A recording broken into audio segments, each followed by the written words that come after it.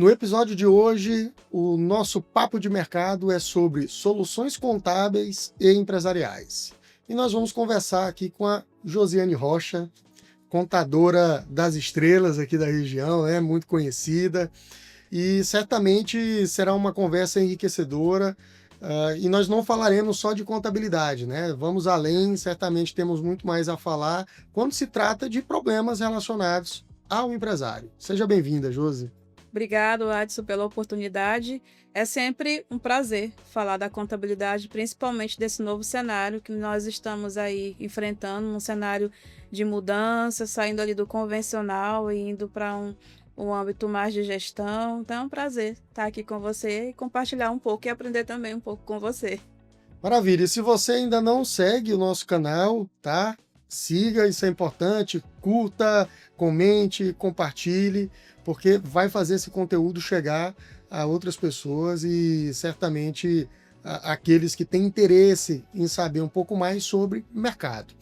E aqui, fazendo um rápido disclaimer, o nosso podcast é o WVcast Papo de Mercado, que é voltado para falar dos mais variados tipos de mercado. Então, mercado imobiliário, mercado de contabilidade, varejo, franquias, jurídico, entre outros. E, bom, vamos iniciar o nosso bate-papo e eu gostaria de começar trazendo aqui um pouco da jornada da contadora Josiane Rocha, né? Nós vamos chegar ainda na questão dos avanços tecnológicos, dessa nova visão de mercado, da contabilidade, né? Das soluções empresariais e corporativas.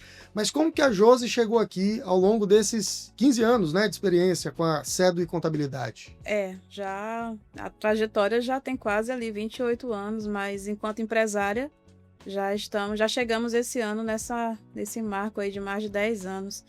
E falar da contabilidade, tudo começou com um propósito, né? Com o propósito de impactar a vida de empresários, principalmente através do conhecimento, até porque antes de ser contadora eu queria ser professora.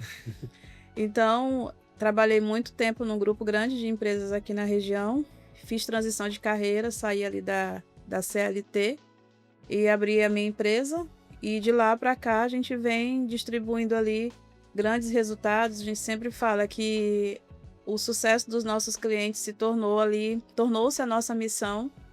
E é um privilégio a gente receber um empresário que chega, que quer abrir uma empresa, que saiu recentemente da CLT, e a gente fica muito feliz que nós acompanhamos ali o crescimento daqueles empresários e nós vibramos ali a cada conquista, a cada realização dos objetivos dos nossos clientes.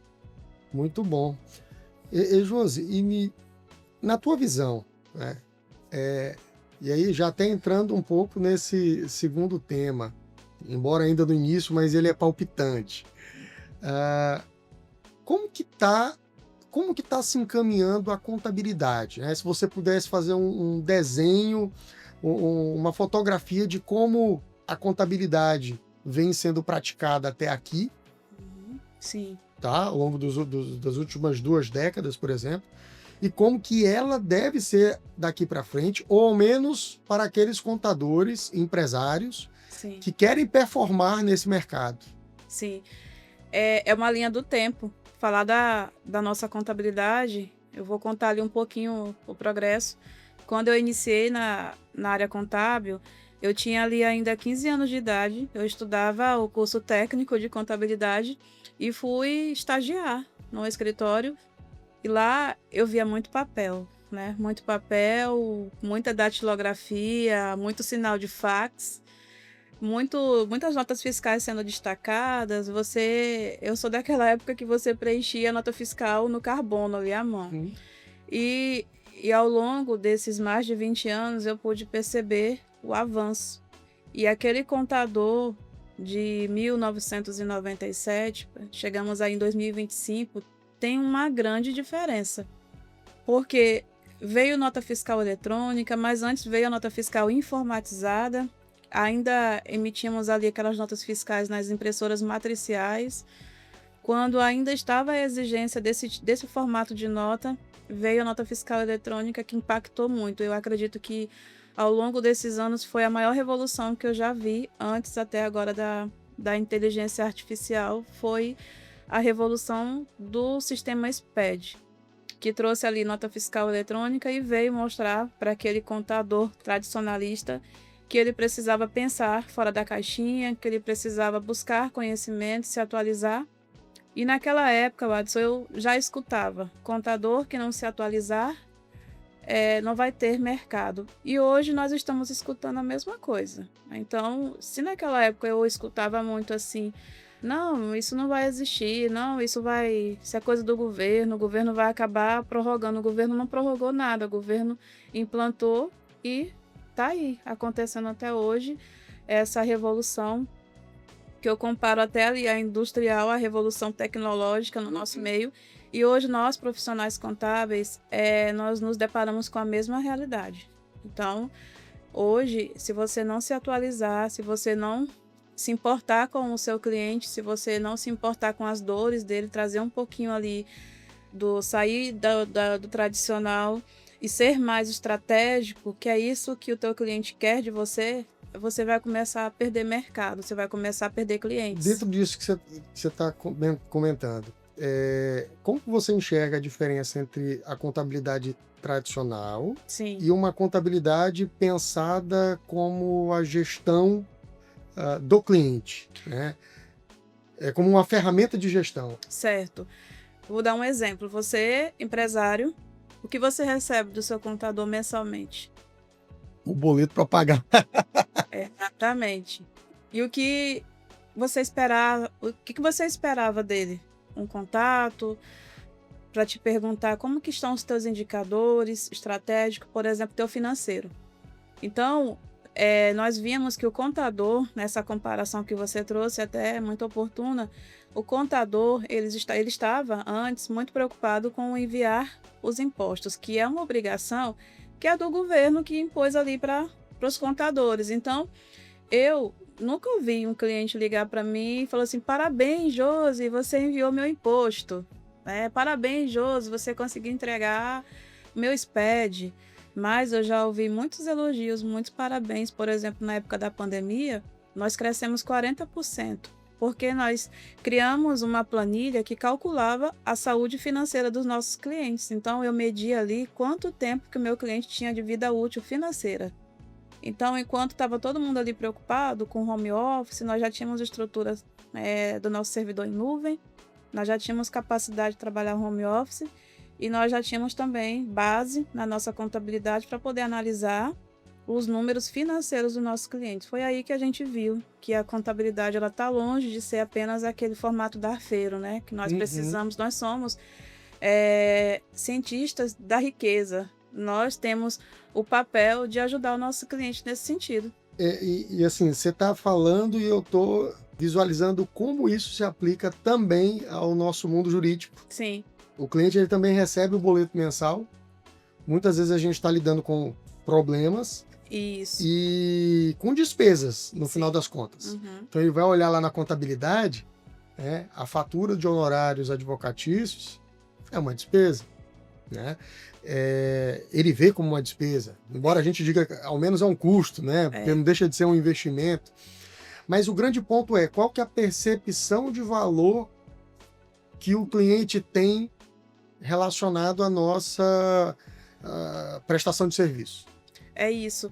O que diferencia? Qual é a percepção de valor? Quando ele faz essa analogia, olhando para o teu honorário, e se ele sentir que está caro, é porque ele está vendo só preço. Ele não está... Aí vem aquela fala: o meu cliente não está me reconhecendo. Mas nós temos aqui, que é importante ressaltar, que nós temos perfis de clientes. É fato que temos clientes que só querem o imposto. Nada mais. Ele só quer a guia dele, ele só quer pagar os impostos. Eu até tenho clientes que quer tudo num único dia. Ele quer imposto da folha, do faturamento, ele quer tudo, que ele quer pagar logo, quer ficar livre. Mas nós temos clientes que, se você fizer um contato e propor a ele uma análise financeira, um trabalho do gerenciamento daqueles números, ele quer. Ele até compra esse serviço se você oferecer.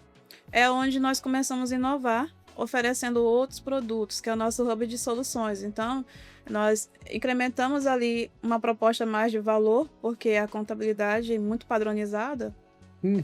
Nós vimos essa oportunidade e começamos a fazer um trabalho mais consultivo para aqueles clientes que querem e que têm interesse, porque nem todos têm um perfil. Muito bem. Você faz o que a turma do mais jovem empresarial gosta de chamar de LTV, né? Isso. Você vende isso. a recompra, né? Vende para o mesmo cliente outros produtos, mas mais do que isso, o teu cliente também quer comprar. Porque ele paga por algo que tem valor. Que nós fazemos muito isso, que é o cross-sell, né? Então, a contabilidade, a quantidade de clientes que nós já temos a capacidade de vender para os mesmos clientes. Então, nós temos a capacidade de até dobrar o faturamento. A mesma coisa se aplica à sua realidade. É você trabalhar o seu CRM. É isso. Né? Aqui no escritório, eu tenho um setor de mais voltado para o digital, de escala, que a gente trabalha com tráfego pago. E esses dias a gente, por uma questão estratégica, olha, vamos dar uma segurada aí no tráfego e vamos trabalhar essa base. E eu percebi o quanto movimentou o nosso sistema de gestão de atendimento trabalhando a base que a gente já tem. Sim. Que é um cliente que já está lá e eu não preciso gastar mais, né, para adquirir novos leads, né, como a gente chama aí no mercado. E Josi, me conta, se você for enumerar os principais erros de mentalidade dos empresários relacionado à contabilidade. Você teria aí uma...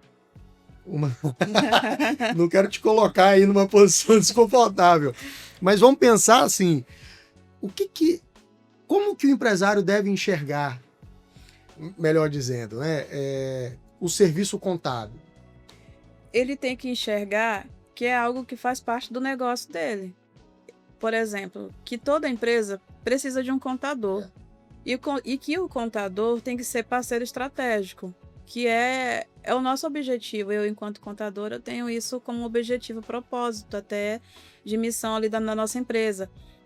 A partir do momento que o cliente, ao realizar um projeto, né, aquele trabalho que você faz de viabilidade econômica, quando você vai abrir sua empresa, lá pergunta a carga tributária, pergunta a quantidade de funcionários, você faz todo aquele cálculo ali, você já está fazendo dados, né, que um contador faria por você. A partir do momento que o cliente, o empresário, ele entender qual é o papel de fato do seu contador, eu acredito que essa visão tradicionalista do contador, isso vai passar.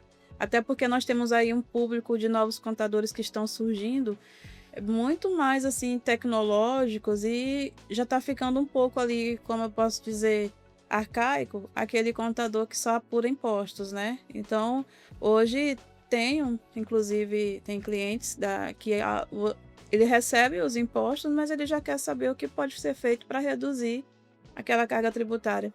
Aí é onde vem uma grande realização, que é quando a gente migra o cliente de carga de regime tributário e ele consegue ali alcançar esse objetivo de redução ou colocar ele num regime adequado, fazendo as análises. Então, quanto mais o empresário entender que o contador é um parceiro estratégico do seu negócio, esse cenário vai mudando, vai aproximando ele mais e vai tendo mais percepção de valor.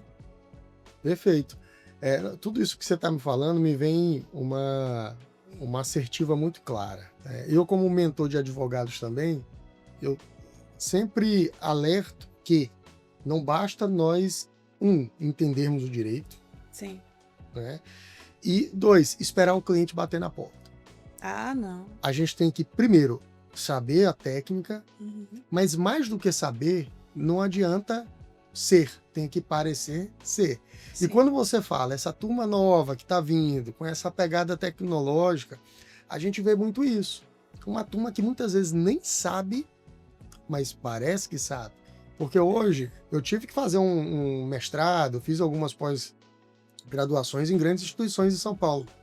Mas hoje, enfim, coloca o Adson produzindo conteúdo de direito imobiliário ou empresarial nas redes sociais e coloca alguém que tem 1, 2 anos de formação, que tem uma boa comunicação e manda ver nas redes sociais, o que muda? É claro, nós temos determinado tipo de cliente que busca entender um pouco do histórico daquele profissional e contrata com base nisso. Mas hoje no digital é muito mais fácil você criar autoridade. Então, o que eu sempre digo existem estratégias de gestão para performar. Existe. E até eu lembrei de uma situação, eu tenho o meu filho mais velho, ele trabalha comigo e ele é estudante de direito. Sim. Ele é muito inteligente, né? Não por ser meu filho, mas ele é muito inteligente e ele está atuando agora em análise de licitações, contratos, e ele até atende alguns clientes. Então, a gente dividiu ali, ele criou uma empresa para ele, então hoje ele tem essa autonomia Legal. em atender alguns clientes que querem vender para o governo. E teve uma empresa que procurou ele e perguntou para ele se ele tinha quantos diplomas, quantas graduações, e ele ainda é estudante. Ele falou assim, mas o que é que o senhor está procurando? O senhor está procurando um profissional que entende da situação, tem casos reais, resultado, ou o senhor está procurando diplomas, certificações? É exatamente o que você está falando. Às vezes, títulos não remete à experiência. Então, mas também temos casos reais de vários diplomas e de pessoas muito competentes. Então, é um cuidado até que eu chamo. Tem muitos profissionais, tem estudantes recém-formados, né, estudantes acadêmicos recém-formados, já entrando para o nosso meio contábil, jurídico e adquirindo a experiência agora, né?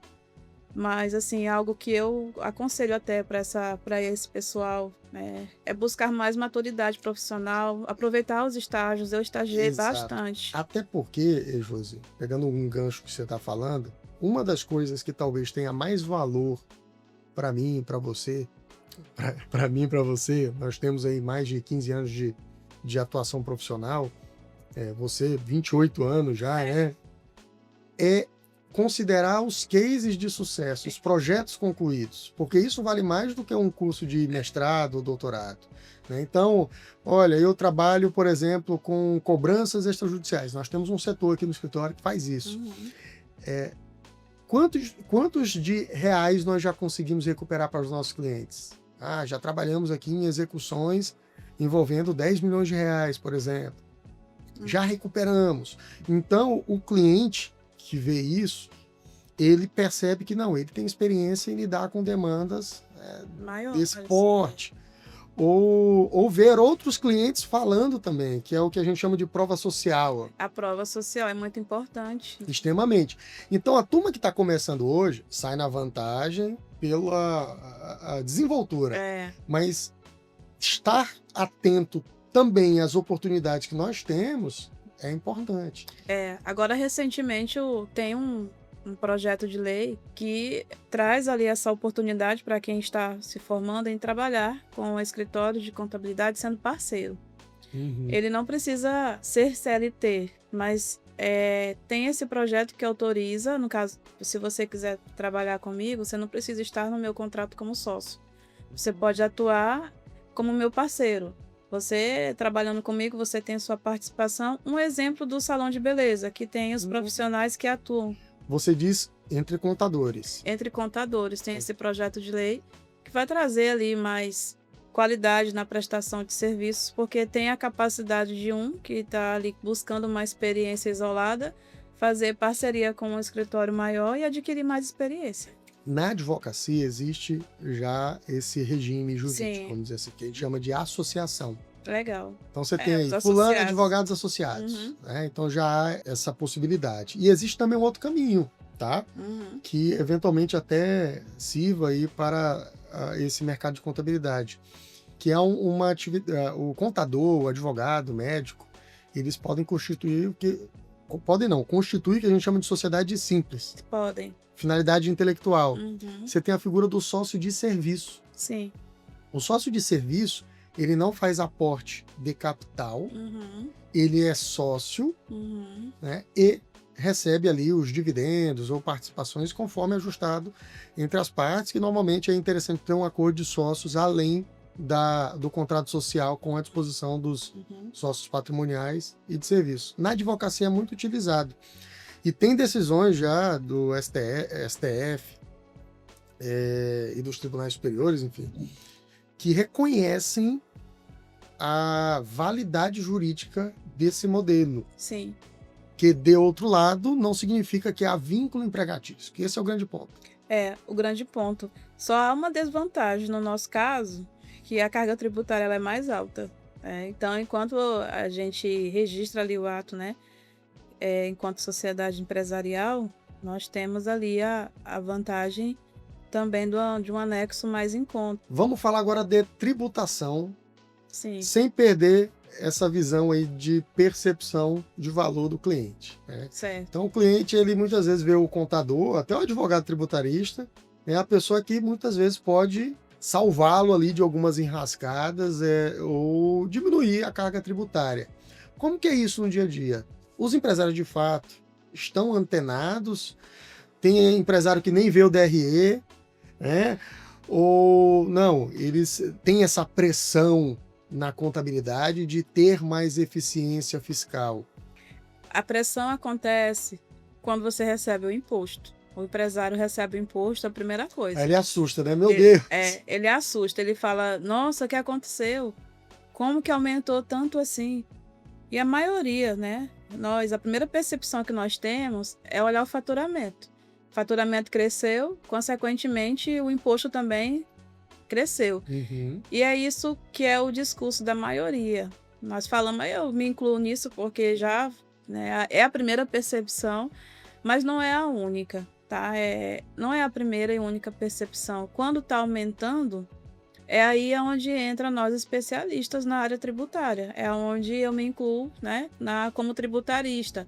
Enquanto sua alíquota está crescendo, você já tem que ver soluções para que aquilo já entre no radar, como eu posso dizer, aquele sinal do farol que está ali já alertando. Uhum.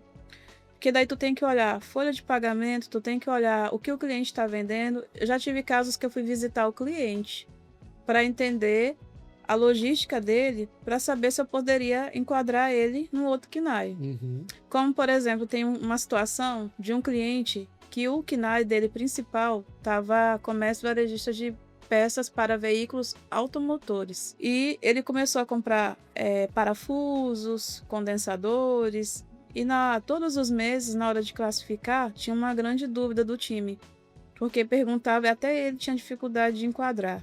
Porque, assim, parafuso da construção civil é uma tributação, e o parafuso de autopeças tem outra tributação, que inclusive é mais em conta. Enquanto um tem a substituição tributária, o outro não, é monofásico. Então, até isso aí tem uma diferenciação. Na nossa área, no nosso meio contábil, a única prerrogativa ali do contador, Watson, é a escrituração contábil. Mas a escrituração fiscal, a trabalhista, a financeira, nenhuma dessas é prerrogativa do contador. Então, você pode segregar a receita e tributar a contabilidade num canto, e as outras atividades que não são prerrogativas únicas do contador podem ser exercidas por outro CNPJ, por exemplo. Isso é uma estratégia de negócio, tá? Mas acaba que, o que acontece na prática? O nosso contrato é único, atividades de contabilidade, nós temos um benefício, né, na classe, a nossa carga tributária não é tão, comparada de vocês, não é tão alta, então a gente, né, acaba que deixa tudo num pacote só, né? É melhor para nós. Sim. Mas se amanhã o governo disser que eu não posso mais ter essa carga tributária, eu tenho que ir para a alíquota do anexo maior ou igual à sua, eu tenho que fazer um trabalho. É igual aconteceu com aquele caso do bombom pro waffle. Sim. Né? Que deixou. Às vezes é um detalhe. É um detalhe. Então, aí é onde vem o nosso papel de especialista. Eu ouço assim, muitos, eu sou tributarista. Mas o que você está fazendo pelo seu cliente? Você está olhando aquele imposto que está sendo enviado por trás? Você está preocupado com isso? E aí a gente tem aquela frase, a nossa contabilidade é uma contabilidade que se importa. Porque é uma das dores que eu sinto todos os meses. Eu assim, quando o cliente entra em contato, Jô, meu imposto está muito alto. Eu falei assim, eu sei. Vamos rever, vamos fazer uma nova revisão. E a gente está lá, olhando produto a produto, identificando o que pode ser de soluções implementadas para poder reduzir aquela carga tributária. É isso. É algo que vai além da simples escrituração, é o que você falou. E Quando você diz isso, eu penso muito nesse viés jurídico também, de buscar sempre reduzir, ou melhor, ampliar a receita do cliente de alguma forma, porque Sim. é uma questão contábil, é uma questão jurídica que pode repercutir no resultado da empresa. Então, vamos avaliar se não tem um crédito a recuperar, Sim. vamos avaliar se você está com um bom contexto Exato. para fazer esse pedido. Eu, particularmente, não gosto de trabalhar com recuperação de crédito tributário estadual, acho muito arriscado. É complexo, né? Complexo. E os auditores, eles parece que estão mais atentos. Uhum. O fisco, O federal. o federal, parece que a coisa ainda é um pouco mais engessada, mas talvez por pouco tempo, porque os avanços tecnológicos estão aí. Mas eu tenho a percepção de que você consegue recuperar de forma mais tranquila. Inclusive, nós temos grandes casos de sucesso de clientes da nossa carteira, clientes que hoje estão numa tributação de lucro real, que nós incluímos. Eu tenho casos de grandes empresários que já recuperaram conosco mais de R$1 milhão. E com essa economia, ele conseguiu abrir outros estabelecimentos. Inclusive, sempre me procuram perguntando qual foi a mágica que o cliente empresário tal está crescendo tanto. A diferença está o profissional que ele escolheu também. Isso. Essa questão do profissional, ela é importante porque tem muito aventureiro nesse segmento. Tem. Né?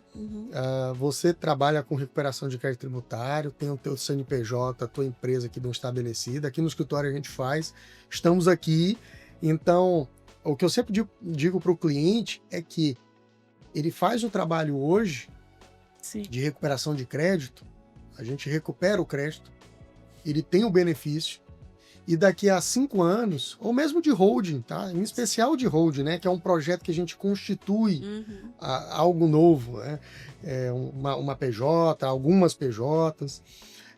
Daqui a 5 anos, a gente continua aqui. Sim. E aí o problema tem gente que faz o serviço, cadê essa pessoa daqui a 2, 3, 4, 5 anos, que é quando o problema vem. É verdade. Porque aí vem uma autuação, vem uma fiscalização. Porque tem acompanhamento, né? Exato. Coisa não acontece de imediato. Né? E, bom, voltando sobre a questão mais relacionada ao diagnóstico, que você tinha comentado de um cliente que tem 16... É um caso recente. Um empresário que está chegando na região, ele nos procurou para fazer um diagnóstico, porque ele já não consegue mais estar no regime em que ele se encontra. Então, como especialistas, né, que somos na figura do lucro real, e agora está surgindo muito a hold, não por uma questão de blindagem, né, mas por uma questão estratégica do negócio, já vendo aí a mudança aí com a reforma tributária, porque tem grandes mudanças para as holdings também, né? Mas ele quer um diagnóstico, um comparativo, que é a peça fundamental, Adson, para se mudar qualquer empresa do regime tributário. Se você está no Simples, vai para o lucro presumido, ou se quer voltar para o Simples Nacional, porque faturamento também cai, né? É importante você fazer um diagnóstico, entender dos custos. Aí, novamente, eu dou menção à questão financeira. A contabilidade, ela está longe de ser só escrituração de nota fiscal e folha de pagamento. A contabilidade, ela tem que ter a movimentação financeira do cliente. O cliente tem que se importar com a contabilidade e enviar a informação financeira. Ele tem que responder para o contador para onde que está indo esse dinheiro, essas transferências, ele tem que justificar. Não há uma outra forma, ainda não vejo um outro tipo de contabilidade, a não ser que seja auditada. Porque a contabilidade tem fé pública, né? Nós somos doutores, né? É uma atividade muito nobre, assim como a sua, então tem fé. Então, a contabilidade, quando ela é bem feita, ela espelha ali dados, né? Uma transparência muito linda. E aí, isso traz também grandes ganhos para as empresas. Até redução aí de tempo de algumas autuações jurídicas, né? Quando se tem contabilidade. Exatamente. A verbação de obras, por exemplo, né? Tem grandes vantagens, né? Exatamente. Deixa eu tirar uma dúvida contigo, que isso assim, veio à minha mente aqui na tua fala. Existe um serviço muito comum hoje com relação a essas empresas de contabilidade, né, escritórios de contabilidade, que estão mais antenados, que estão mais voltados para a gestão. pensando nessa atuação mais consultiva, que é o de BPO financeiro. BPO financeiro. O sim. BPO financeiro, ele resolve essa falta de atenção que talvez o empresário possa ter com o financeiro dele, porque a ideia do BPO é absorver para dentro do... Me corrija, tá? Se eu estiver errado. Absorver para dentro da empresa é você ter o teu financeiro dentro da contabilidade. Ou não? Eu vou dizer até olhando para cá, que ela não só resolve, mas ela é a solução, tá? Você tem que ter um profissional ou terceirizar esse setor para um profissional, que hoje é uma das atuações do contador, que entenda do teu financeiro. Porque o empresário, ele está preocupado em vender, mas ele não sabe muitas das vezes para onde está indo o dinheiro. Aí o que acontece? Vem a frustração. Nossa, eu trabalho tanto e eu não sei para onde vai meu dinheiro. Várias vezes eu escuto, o cliente chega, Jô, eu quero mudar para o lucro real. Qual é a tua lucratividade hoje? Ele diz, onde é que eu vejo isso? A primeira pergunta que eu faço Já tá olhando o DRE dele. não tá. E assim, eu não vou falar nem da DRE, eu vou falando do seu básico, que é o fluxo de caixa, que é uma primeira tarefa assim básica que todo empresário tem que ter, é o fluxo de caixa. O que é o fluxo de caixa?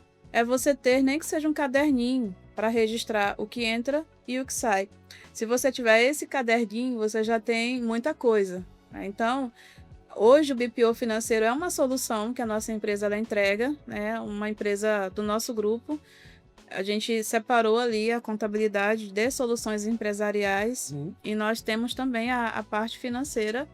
E eu cheguei ali um pouco receosa, né, do impacto que isso iria provocar. Então, como que funciona? É um departamento. Qual é o foco? Micro e pequenas empresas, né? Porque o grande tem um financeiro, mas assim... Tem também grandes empresários que têm um financeiro que lança o que entra e o que sai, mas quando você pede um DRE, um fluxo de caixa, tá tudo errado, não tem nada conciliado. Nós pensamos também uma solução para esse cliente, em fazer a conciliação bancária para ele. Então, nós fazemos a conciliação bancária, nós cuidamos do teu contas a pagar, do teu contas a receber. O que nós não fazemos? Pagamentos. Ainda temos clientes que não faz isso, não, a gente prefere que não, para não misturar. A gente organiza todos os agendamentos, tudo que tu tem, a tua inadimplência, as previsões, e você tá fazendo aquilo que você precisa fazer, o seu comercial, o seu relacionamento, as suas vendas, e no final do mês tem lá os seus indicadores prontos, e você vai ver se o teu negócio está fazendo sentido ou não.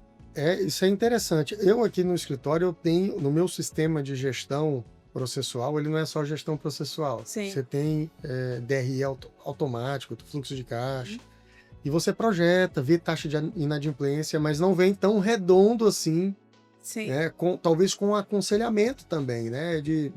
Você já está ali com o BPO, está separado da contabilidade, mas está ali próximo. De repente já pode conciliar um diagnóstico, né? Já está em contato com a Josi, já dá uma olhada aí, vê aí o que a gente pode melhorar. Porque gestão é isso, é você entender qual que é a torneira que precisa ser fechada. E falando de gestão, uma empresa, um gestor, né, um empresário, ele começa a sentir a dor do crescimento, principalmente quando ele tem o financeiro muito bem preparado, ele consegue evitar a dor que todos nós passamos. Sim. Porque a vida de empresário é montanha-russa, né? Você sobe, aí você tá ali instável, daqui a pouco você cai de novo e você, então, não existe instabilidade no mundo empresarial, né? Então, você tem que ter algo para você ter uma base. E eu não consigo, enquanto contadora, que isso é uma percepção minha, eu não consigo... e sempre fui uma inconformada em entregar só impostos para o meu cliente e na hora de fechar o balanço não receber a movimentação financeira, eu não consegui. Mas assim, eu não consigo ver contabilidade que não esteja caminhando com o setor financeiro. Não consigo falar de contabilidade e não saber quanto que meu cliente está lucrando, quanto que ele tem de inadimplência, quanto que ele está gastando mensalmente, porque a contabilidade são fatos passados. Quando eu recebo as tuas informações, já fui embora o mês passado inteirinho. Sim. Olha a diferença, olha a agregação de valor que tu traz para o teu cliente quando você está ali no dia a dia. Aí o cliente chega para você e fala assim, Jô, eu quero comprar um equipamento tal, mas ele vai custar tantos R$ 1.000. Como é que eu estou? Daí eu vou falar para ele, olha, ainda não é o momento, segura mais um pouquinho, vamos aumentar aqui a tua fonte de reserva. E uma coisa que eu costumo falar, isso não é uma fala minha, eu ouvi em algum lugar e gosto muito dessa colocação, de que o CPF... Não existe CPF, CNPJ forte com CPF fraco, né? Exatamente, é isso aí. E aí, o que acontece dentro disso que você acabou de comentar? O CPF, ele tem seus perfis. Às vezes a pessoa ela é um pouco consumista, ela é um pouco mais... compra mais com emoção, precisa de alguém mais racional para pôr o pé no chão. E isso que você falou aí eu achei interessante, porque alguém que já é uma trava. Não é simplesmente passar o cartão. É você... E aí, como é que eu tô? Olha, enfim, tem um aconselhamento aí que acaba repercutindo no resultado da empresa. Eu já tive casos de clientes de BPO que a receita dele, ela não é só falando de faturamento, mas falando de lucratividade. Quando ele viu para onde que estava indo todo o lucro da empresa dele, ele simplesmente disse, eu não quero mais tomar de conta disso. Passou para o profissional, porque ele viu que as relações, o comportamento dele, o emocional, estava afetando as finanças da empresa, porque você acaba comprando por impulso. Nossa, quantos não tem um cartão corporativo no bolso? E a dor que o contador tem de explicar isso para o empresário, não pode misturar, né? Tem que ir. O primeiro ponto, por onde eu começo? Por uma organização financeira. Separe as contas. Empresa é empresa. Essa era uma pergunta que eu ia fazer agora. Pessoa física é pessoa física. A pessoa que não tem um BPO. Sim. Que tipo de cultura ela deve estabelecer dentro do financeiro dela? Acho que uma delas é você separar as contas. Primeiro, ter contas bancárias separadas. Entender que o dinheiro da empresa é da empresa. Sua empresa não é um banco 24 horas para na hora que faltou alguma coisa você vai lá e saca. Né? Então, tem frases fortes do tipo, a empresa, você abriu a empresa com um prazo indeterminado com a missão de gerar lucro, não prejuízo. Como é que você abre a empresa e você tem a capacidade de quebrar com a empresa? Então, grandes indicadores, né, grandes estudos apresentam que o principal fator de quebras das empresas é o próprio dono. Sim. Primeiro que ele não separa a pessoa física da jurídica, tá tudo misturado, a gente já confunde ali o lucro, né? A gente não sabe como mensurar, não sabe qual é a conta da energia da casa com a conta da energia da empresa, e mistura telefone, a secretária... Tem problema jurídico, tá? Tem. A personificação também, né? Você perde a... Sabe uma coisa que é muito comum? A empregada doméstica ser serviço gerar na empresa. Não, eu registrei ela aqui na jurídica, meu contador disse que pode, mas aí quem paga o salário da empregada? Mas olha, quando a gente faz, por exemplo, um trabalho de holding, proteção patrimonial, ou sucessão em si, a gente sempre esclarece para o cliente, tua gestão tem que ser eficiente, muito cuidado com essa rotina de uma PJ paga a conta da outra, ou vice-versa, né? Dessa confusão patrimonial, porque você tira a camada de proteção que é a autonomia da personalidade jurídica. Nós já falamos de holding, já tocamos aqui acho que umas 3 vezes, e eu também sou especialista em holding, e eu tive uma grande experiência no planejamento sucessório do grupo que eu trabalhei. Eu tive essa oportunidade de trabalhar com um grande grupo de advogados, fiz várias viagens ali para Brasília, e hoje eu crio ali principalmente holding de participações. Tem que fazer aquele cálculo ali da equivalência patrimonial, né? Sim. E o cliente muitas vezes ele não entende que se tu não colocar o dinheiro nas aquisições de outras empresas na conta certa, acabou, tu vai ser tributado, né? Aquela economia que você teria foi por água abaixo, né? Então, assim, a gente explica, a gente orienta, mas ali você, né, o empresário, ele tem que ter esse papel de seguir o que a gente está orientando, as nossas orientações, né? Não, um exemplo prático e típico. Você integraliza um imóvel na PJ e coloca na conta errada. E aí a tributação é pior do que na pessoa física. Você vai tributar 34% de ganho de capital? Que são 9%, 24%, 9% de contribuição social e 15%, né, do imposto de renda. Aí dá 24. 24. Mas o ganho de capital, ele é superior da pessoa física. Da pessoa física, que daí é o 15%, né? Exatamente. E que, se você colocar na conta contábil correta, ali no ativo circulante, no estoque, você vende o imóvel e a tributação ela vem ali dentro do lucro presumido, dentro da receita ali. E tem até algumas isenções, né? Com relação ao imóvel usado, né? Também, se for usado. Sim. A reforma tributária ela vai trazer alterações interessantes, tá? Sobre a questão da locação, e vai demandar a revisão de quem fez holding. Então, a pessoa, você falou locação, a pessoa que fez holding patrimonial, entre aspas, né? Colocou ali, criou uma PJ, ainda que tenha uma holding, participações por trás ou não, para administração de imóveis próprios, para tributar R$15 mil de aluguel mês. Não, eu nem recomendo, tá, Watson? Quando chega um cliente que ouviu nas redes sociais que se abrir uma holding vai ter várias economias, mas que tipo de holding?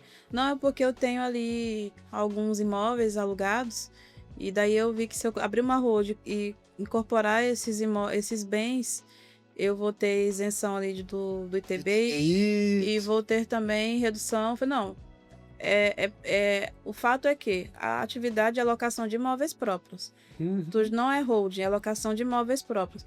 Só o fato de você tirar da física e jogar na jurídica já vai ter uma grande economia. Tu deixa de tributar 27,5% na física e tu já cai ali para 11% na jurídica. Que na reforma tributária vai mudar. Vai mudar. Então, assim, quem tem essa realidade tem que já trabalhar. A reforma tributária não é mais um objetivo de longo prazo do governo. Ela já está acontecendo. Já está acontecendo. A gente já está, inclusive, fazendo já comparativos, visualizando os cenários dos clientes do ramo da locação, do ramo do atacadista, calculando o preço por dentro, preço por fora, IBS, CBS. Até para quem está assistindo entender, eu posso estar enganado agora que é tanta informação na cabeça, né? Mas 240 mil ao ano até 3 imóveis, isenção de aluguel. Sim. 240 mil reais de aluguéis no ano, até 3 imóveis locados, você tem a isenção. Então, dentro do que a gente está falando aqui, a pessoa fez holding. Se tiver enquadrado no KNAI correto, né? Enquadrado no KNAI correto. Né? Aqui eu estou falando que não é uma holding de participações. Isso. É uma PJ que tem como atividade a administração de bens imóveis próprios, locação de imóveis próprios, compra e venda, enfim, aí você agrega ali os KNAIs para atividade imobiliária. Pague TBI ou não, porque hoje já tem uma discussão aí jurídica com relação a um entendimento aí que tá ainda pendente de julgamento no STF, mas tem os imóveis ali.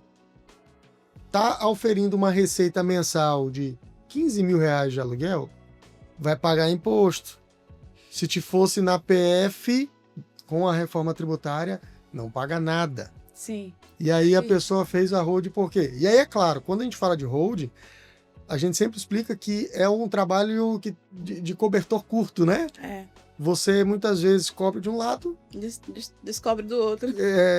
E aí deixa descoberto do outro. Por quê? Porque eu quero ter eficiência fiscal ou não. Qual que é o meu objetivo? É a proteção patrimonial ou é a sucessão patrimonial? Porque aí tem um ativo que é, assim, talvez inestimável, que é não ter um conflito familiar. Isso. Mas a minha família, né, tem uma convivência harmônica. Mas até essas estão suscetíveis a ter problema quando do falecimento daquele detentor do patrimônio. Sim. Então você tem irmãos brigando, enfim, isso daí é um prejuízo, enfim, inestimável, como eu disse. Josi, vou te fazer uma pergunta mais objetiva, né? Vamos pensar o empresário, né? O que você daria de dica, né? Como ele deve lidar com o contador no dia a dia, né? Quais são os indicadores que o empresário pode, enfim, buscar, demandar do contador via de regra? Eu sempre falo assim, nós contadores, nós temos a tendência de ser muito reativos. Primeiro, que nós fomos formados em solucionar problemas. Então, no dia a dia, o cliente ligou, relatando o problema, daí a gente vai lá e apresenta uma solução. E o nosso dia a dia é isso. Agora imagina isso daí triplica, né? Coloca 200 problemas por dia. Então isso vai muito além. O que eu sempre venho pedindo aos empresários é que saia dessa posição do reativismo. Não leve só problemas para o seu cliente, para o seu contador. Convide ele para uma reunião, convide ele para um cafezinho, convide ele para almoçar, né? Já quem está nos assistindo aí, já quero convites aí para o almoço. Convide aí para um almoço, um chá, alguma coisa. Vamos falar de estratégia. Porque se chega no escritório, naquele ambiente, a gente vai acabar falando de problema, porque já remete a um ambiente muito sério. Né? Mas nós temos hoje um setor que a gente trabalha o sucesso e a experiência do cliente. Então, nós mensuramos, Adson, o cliente que não falou conosco durante os últimos 30 dias. E eu tenho uma pessoa que entra em contato. Tá tudo bem? Tá precisando de alguma coisa? E nós enviamos um relatório que mostra indicador de faturamento, crescimento, carga tributária, para onde que está indo aqueles impostos. E, de fato, de 50 relatórios que nós enviamos, um exemplo, 10 se importam com aquele relatório. E muitas vezes vem a questão da reação. Meu contador não me procura, o meu contador não fala. Então, assim, você tem um profissional que você contratou, ele tem sim a capacidade de ser um parceiro estratégico, participando ali ativamente de soluções para o seu negócio e não só de resolver problemas. Então, traz ele para perto de você, chama ele para uma visita na tua empresa, não fique só esperando que ele vá até você. Sim. Vá até ele, né? Visite ele, chame ele para visitar a sua empresa. Eu tenho aqui tô com uma ideia aqui de um negócio. Compartilhe com ele que ele vai ter uma visão ampla. Mas o meu contador, dê essa oportunidade do seu contador lhe ajudar, mesmo se você acha que ele não tem uma experiência. Mas dê a oportunidade dele buscar algo relacionado à situação para ele te ajudar buscando a solução para aquela situação. Eu tenho uma visão de que se o empresário não conversa com o contador, tem algo muito errado aí na gestão. Sim. A começar pela necessidade, por exemplo, de se fazer o planejamento estratégico todo ano. Sim. Ou revisar esse planejamento ao longo do ano. Tem que começar em outubro. Tá? Começa em outubro. E o financeiro... Não está em dia. O financeiro é base, né? É a base de tudo. É o termômetro para você medir como que você vai performar no ano seguinte, né? Então, assim, a gente está falando da gestão, é o que eu trago assim para os profissionais que estão aqui nos assistindo. Isso cabe também para todos os empresários. Gestão, ela tem que acontecer dentro da sua empresa. Isso inclui em todas as áreas, a gestão das pessoas. Você chegar para o seu colaborador e ter esse termômetro, se ele está bem, perguntar como é que foi o seu dia, tirar ali 10 minutinhos, sai ali um pouco, conversa com seus colaboradores. Sim. Não faça só gestão do computador, do celular, faça gestão das pessoas, pergunte, visite a empresa, veja como é que ela está. As pessoas é a nossa força. Então, em se tratando de gestão, a gente também não pode esquecer de quem está fazendo essa máquina rodar. Que não é só você, empresário, você tem pessoas que você precisa valorizar. Né? Então, a gente não pode deixar de esquecer, né, ali a parte das pessoas. Perfeito, José. Assim, você está falando aí, eu estou com várias ideias aqui. Se deixar, a gente vai até... vai, muito assunto, né? Muito assunto. Mas vamos lá. Para a gente encaminhar para o nosso encerramento, deixa uma mensagem, tá? Olha para a câmera, deixa uma mensagem aí para o empresário que está assistindo. Dê uma dica, dê uma sugestão, uma recomendação, ou deixe uma mensagem que você queira deixar. Fica à vontade. A mensagem me remete a uma palavra, que é inovação. Empresário, para você que é um empresário de sucesso, quer continuar tendo sucesso no seu meio, você tem que ter ou traga o seu parceiro ali, o seu contador, para perto de você, como eu falei, né? Tenha ele como um consultor estratégico do teu negócio. A capacidade dele, com certeza, é muito superior àquela que você imagina. Não tenha ele só como um contador darfeiro, mas traga ele como um dos seus consultores de negócio. Você vai, com certeza, alavancar aí o seu crescimento ainda mais. Muito bom, maravilha. Josiane, muito obrigado por essa conversa enriquecedora, né? Aprendi muita coisa aqui com esse nosso bate-papo. Tenho certeza que quem acompanhou até aqui também tá com esse sentimento de gratidão aí por todo esse compartilhamento de informações, todos esses insights de gestão. Sim. E essa visão, né, de uma contabilidade com inovação, com gestão, que eu sempre digo, um bom empresário, ele tem uma contabilidade eficiente e também um jurídico eficiente. Um jurídico eficiente, caminham juntos, né? Então, vocês que nos acompanharam até aqui, agradecemos a atenção de vocês. Deixem aqui comentários, sugestões, compartilhem o conteúdo. E a nossa ideia aqui é trazer esses insights, papos como esse, que enriquecem todos aqueles aí dos seus respectivos mercados. Então, muito obrigado.